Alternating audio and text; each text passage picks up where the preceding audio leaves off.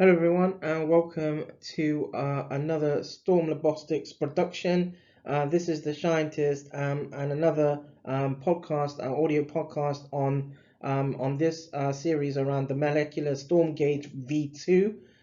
This is an audio podcast on hopefully a unique and intriguing subject around health inequalities, and it's all about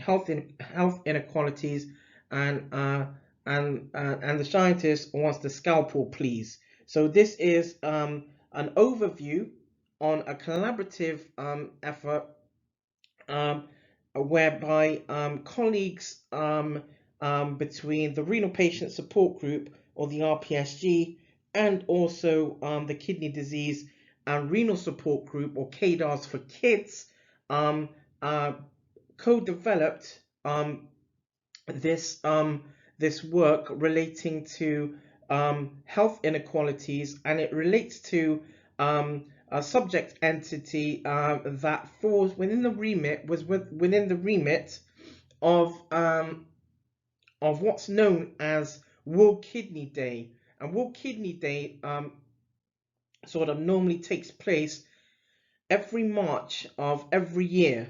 And This World Kidney Day, the World Kidney Day theme was for 2022 was about kidney care for all.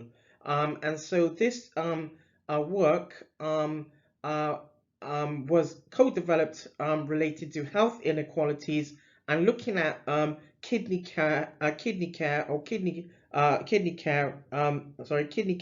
for all in support of World Kidney Day this year in 2022. And I'm gonna, like I've been doing with some of the previous audios and podcasts, I'm gonna provide an overview of this in what's relating in the abstract of this work, and then I'm going to provide a little bit of information about um, about sort of the additional information or context that would fall into the conclusion of this particular work. I'm going to begin with the introduction. So in the UK, unfortunately, one of the main issues surrounding healthcare is that patients with chronic illnesses like chronic kidney disease are restricted to National Health Service, the National Health Service, or National Health Service healthcare services, and approaching healthcare provider or providers.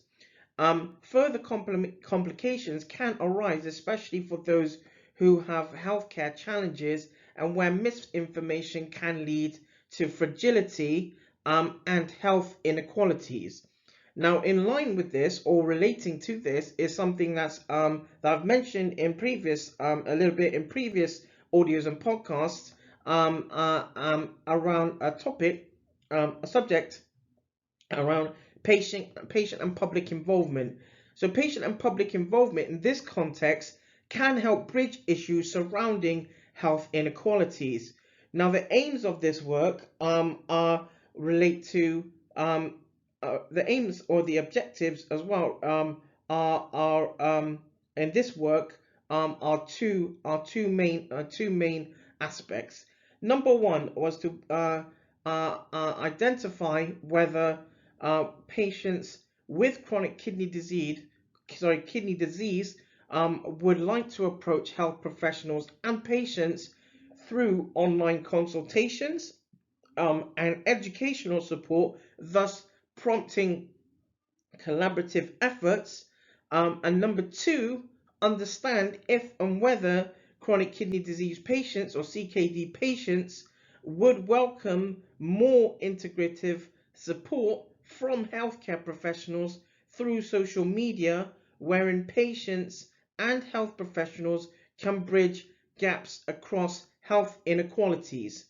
Now, this work what's known as was more of an overview, and so the work did not, as far as I'm aware, the authors didn't implement some um, um, sort of really technical methodology to form this to form this work. It was more of an overview relating to what's been documented in, or what's been viewed in um, in literature.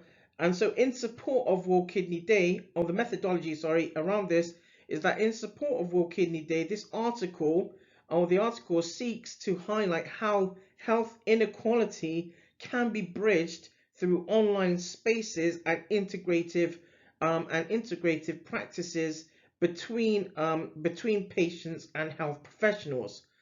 Um, the discussion around this, as part of this overview, is thus: patients are known to be the sort of intermediaries between primary and secondary healthcare services, or service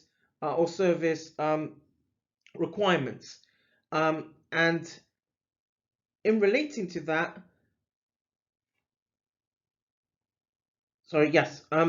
CKD patients also have more, or those with chronic kidney disease tend to have sort of more opportunities to share lived experiences in some regard, owing to the nature and the implementation, and of course, and how there is how there is a lot of novel. There's more scope um, in relating to how social media platforms, for example, like the Renal Patient Support Group, the RPSG, and the Kidney Disease and Renal Support Group, or KDARS for kids, can be used or utilized.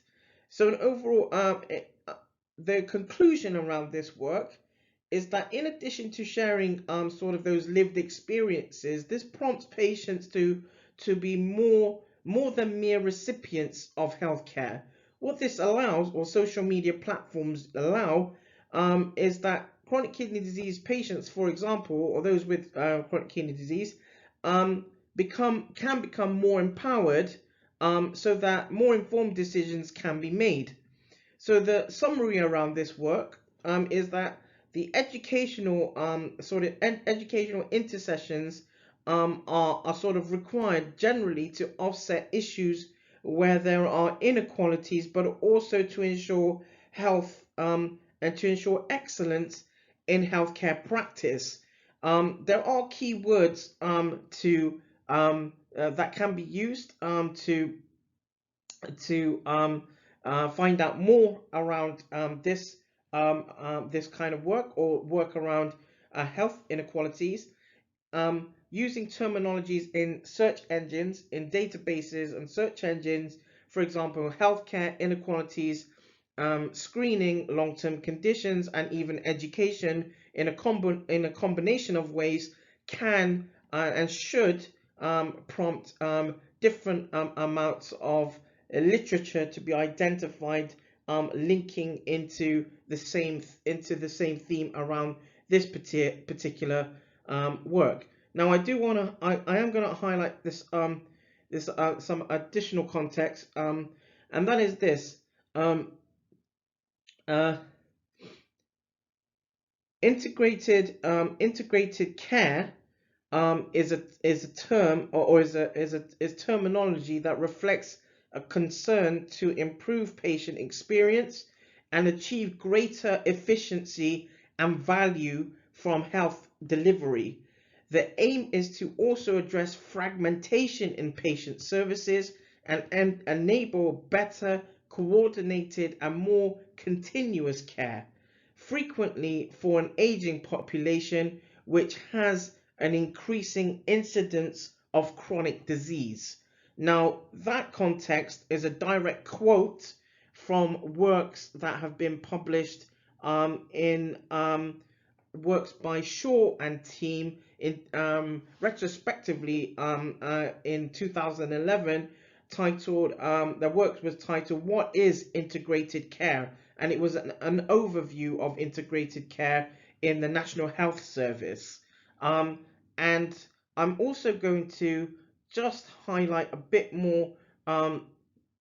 a bit more around the some additional information or context around the conclusion around this work. So patients are the intermediaries between primary and secondary healthcare services, as mentioned, and CKD patients now have more opportunities or should have more opportunity to share lived experiences owing to the nature and implementation of different social media platforms, as mentioned. In addition, however, to sharing experiences, this also prompts patients to be more more in, this also sorry in addition to sharing the experiences, this prompts the patients to be more than recipients, as mentioned as well, but also apart from that and becoming more empowered, patients should be armed with appropriate educational understanding so that they are able to level up communication and discussion with service providers, and that's pinnacle. Health professionals tend to associate younger people wanting access to technology, for example. There is scope for service development and initiatives relating to patient care through advice, education, and peer support, but there needs to be a coordinated effort. And finally, I'm going to make this a point as part of what's been written in this co-developed effort. Service providers should focus attention to how online spaces and technology can improve chronic kidney disease education provision. Healthcare challenges have led CKD patients or those going through chronic kidney disease to explore new and more effective ways of approaching medical practice and with integrated educational support. And then finally, the above notwithstanding, future research should look to encourage development of a novel framework to help streamline educational support and highlight what chronic kidney disease education in healthcare could or should look like with healthcare professional involvement to bridge health inequalities through social media platforms like the Renal Patient Support Group, the RPSG, and the Kidney Disease and Renal Support Group, or KDAS for kids. Any health education provided will and should also require documenting and transfer of information, connectivity of any future technologies or links between electronic patient records, and then knowledge provision or gaining knowledge or attaining understanding would need to be or should be reliable and in line with general data protection regulation as well. So there should be compliancy around that. So that's where I'm going to end it. This has been an audio a podcast on health inequalities, and I do want to actually acknowledge, apart from the colleagues who wrote these works, I do want to acknowledge someone else, and that is another colleague I know of, and this is someone known as Dr. Sharif Gaf Al-Ghazal, and he is actually a well-known consultant plastic surgeon, and based in the northern parts, the northwest part of the UK. So a big shout out to Dr. Sharif Al-Ghazal and the colleagues who co-developed this work and that's the founders, the founders, or sorry, the lead one of the lead academics for the renal patient support group, and and the colleagues at the kidney disease and renal support group for kids, or KDARS for kids. So a big shout out to the RPSG and KDARS for kids, both based primarily in England, in the UK. So thank you for listening to this, or checking this podcast out. This has been The Shientist, the series around the molecular storm gauge V.2, and this has been another Ztorm Lobostics Productions. Thank you for listening.